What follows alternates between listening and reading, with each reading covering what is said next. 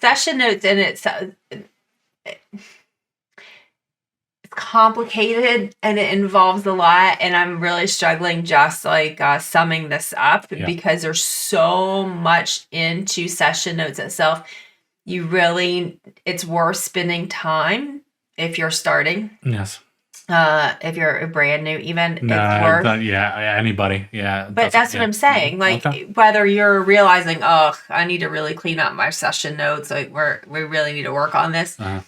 Like ideally, you don't even get to that point, because when you're starting, you learn from the very beginning exactly what's expected, and you're going to continue to improve and grow and change those notes so that it's worth putting a lot of time and effort into, because it needs to be high on your priority list, not only for you to know what's needed for those notes, but for you to also know what your procedures are to check those notes and to follow up. And knowing that we talk about delegating as you grow, right? And if right now you're starting out and this is how you're doing it, and you're the BCBA and you're checking the notes of your 5 techs, and what's your next step going to be as you grow? Who's going to take this job responsibility, because you need to start training them ASAP, right?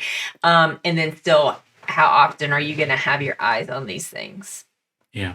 I like no biller, outsourced biller is going to do this for you. Right? And we work with some amazing billers. Yeah, they're awesome, but they're not your auditing system. They are not. They are going to bill what they bill because you told them what to bill.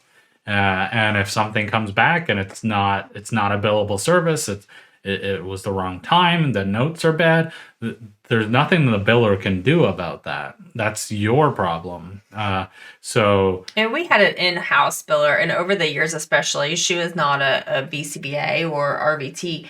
But over the years, she really learned what to look out for. And she, sometimes she would check things it wasn't her job to clinically check, but occasionally she would say, hey, hold on a minute, I'm seeing this wording here that I'm pretty sure we're not using anymore, right? And then that would be like another line of, but that was an in-house, that was like someone on our staff. So we had like pretty control of what she was looking for as well. That's on top one of the pros of having an in-house biller, right? Like you still have to have this auditing process, whether that billing is outsourced or not. The other thing on here is that, again, how much risk are you willing to take? How comfortable are you if 25 of your session notes that you submitted to the funder this week were incorrect?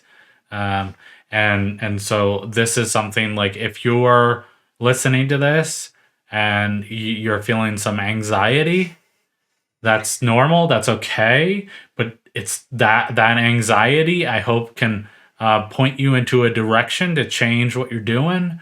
Because if you're anxious listening to us talk about this, then just imagine when you're going through a recoupment audit. I don't want you for that, because I've been there. I swear, one of those recoupments, especially the first ones, I was gonna have a heart attack. I it was bad, and so no one wants to be there. I don't want you to be there, and it's all avoidable, right? For the most part, the vast majority of this is avoidable. So I want you all to be able to sleep at night. And so if you're listening to this, you're then email us, set up a free consult. We can help you with this. I don't want you to have to deal with this stuff. So how much risk are you willing to take? If you did some of these checks, and we'll talk about auditing here later, but if you did an audit on your books, like a recoupment audit, what do you think would happen? And if you think that it's all terrible and all bad, then let's stop and put something in place.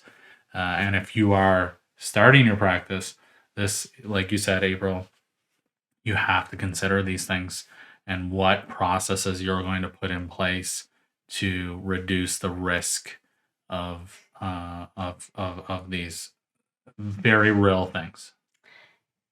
Yes. Yeah. Yes, absolutely.